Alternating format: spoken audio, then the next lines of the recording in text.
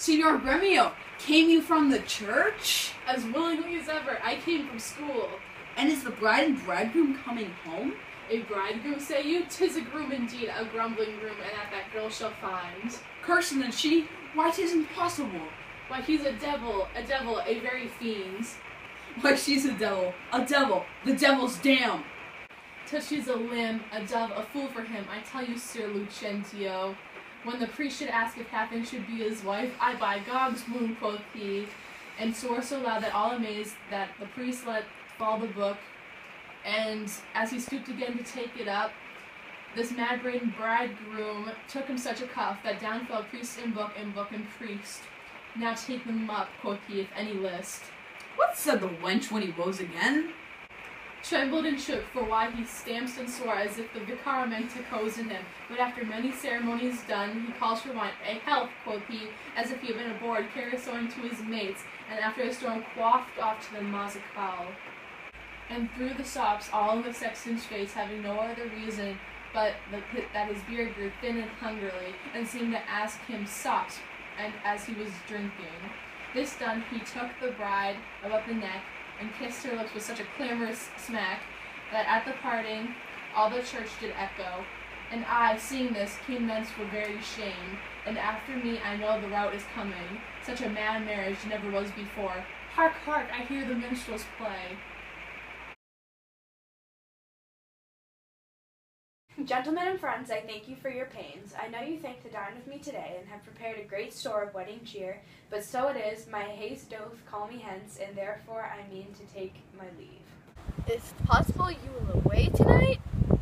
I must away today, before night come, make it no wonder. If you knew my business, you would entreat me rather go than stay, and, honest company, I thank you all, that have beheld me to give away myself to this most patient, sweet, and virtuous wife. Dine with me, father, drink a health to me, and for I must home and farewell to you all. Let us entreat you. Stay until after dinner. It may not be. Let me entreat you. It cannot be. Let me entreat you. I am content. Are you content to stay? I am content. You shall entreat me stay, but yet not stay. Entreat me how you can. Now if you love me, stay. Groom me on my horse. Aye, sir, they be ready, the oats have eaten the horses. Nay then, do what thou canst. I will not go today, no, nor tomorrow, not till I please myself. The door is open, sir, there lies your way. You may be jogging whiles your boots are green. For me, I'll not be gone till I please myself. 'Tis like you'll prove a jolly surly groom, that take it on you at the first so roundly. O Kate, content thee, prithee be not angry. I will be angry, what hast thou to do? Father, be quiet, he shall stay at my leisure.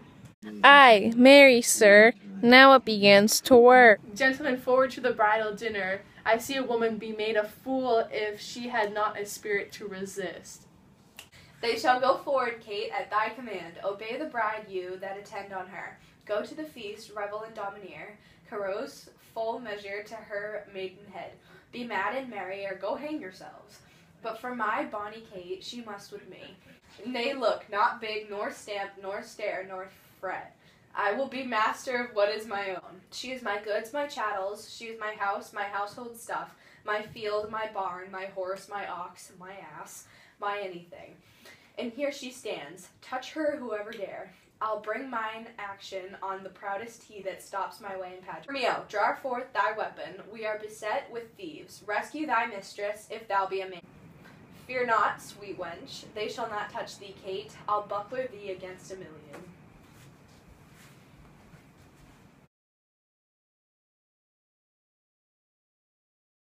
In this passage, taken from the Taming of the Shrew, William Shakespeare shows that women are seen as inferior compared to men by making the point that the man will always be in control even if the woman does not agree. Gremio arrives earlier than Catherine and Petruchio at the reception, which gives him the time to explain to Tranio what happened during the wedding. Just as he finishes, Petruchio arrives along with Catherine, Baptista, Bianca, Hortensio, Grumio, and other servants, and explains his intentions for the rest of the night. When Gremio walks through the door after returning from the wedding, Tranio asks if he is coming from church. Gremio says that he has come from school. After hearing this, Tranio asks if the bride and bridegroom will be back soon. However, Gremio doesn't think that he should be called a bridegroom. He's more like a groom who cleans the stable. Gremio also said that Catherine is starting to realize that Petruchio is an awful person. Tranio can't believe that he is worse than the terrible Catherine, but Gremio assures Tranio by telling him that she is a calm dove next to Petruchio. He paints the scene of the wedding by saying how when the priest should ask if Kate would have him, he answered with, "Hell yes," and because he swore so loud, everyone froze and the prayer book fell. Going down to retrieve it, the priest gets smacked by Petruchio, and then the groom said, "Now pick it up if anyone dares." Intrigued, Tranio asked how Kate responded. Gremio described how she shook as he swore and stamped. When the ceremony ended, he called for wine and yelled "a health" as if he was a sailor with his friends after a storm. Gremio adds that Petruchio threw cake in a church officer's face because his beard was thin.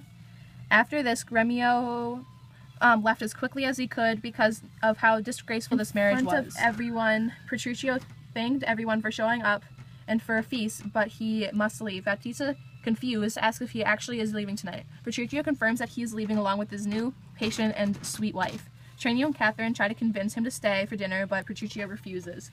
Cadrin insists and says that if he loves her, he should stay, but she is ignored and Petruchio asks for his horse, which Gremio receives for him. Kate goes to her new husband and says that she won't be leaving anytime soon, but he can leave whenever he pleases. Trying to calm things down, Petruchio asks Kate to settle and not be angry at him. However, it's too late. She is upset and Gremio knows it, and says that the fighting has already begun.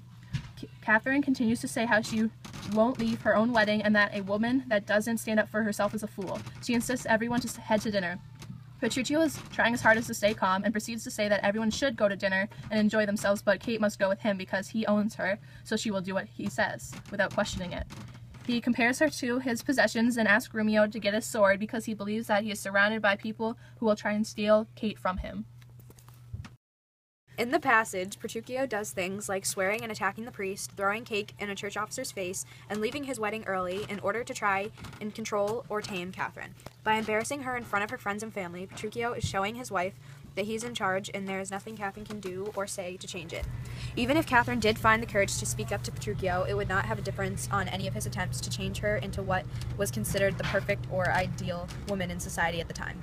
This contributes to the unrealistic and unequal roles of the genders in marriage, which claim that the males are what you could call the puppet master, while the women are considered as the puppets. This also contributes to the realistic purpose of marriage at the time, because instead of loving and accepting Cadrin for who she is, Petruchio is attempting to change her and turn her into something she is not.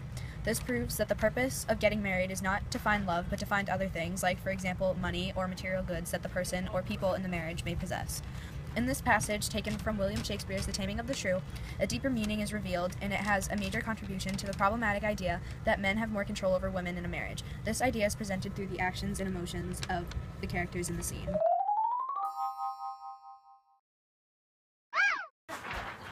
Let me entreat you. Oh, Candace, I will not go today. No, wait, tomorrow. I need to, because I can't. Are green. For me, I'll not be gone till I please myself.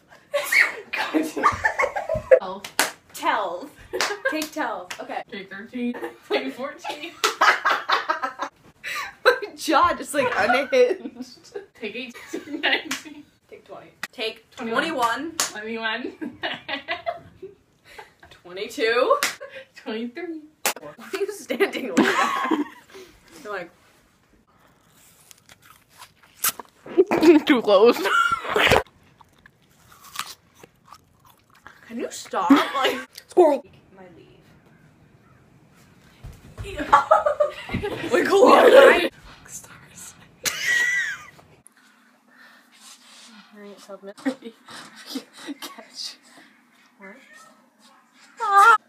God damn it, guys. I should button.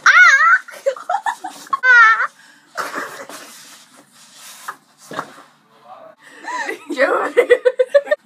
Back off me. Ow.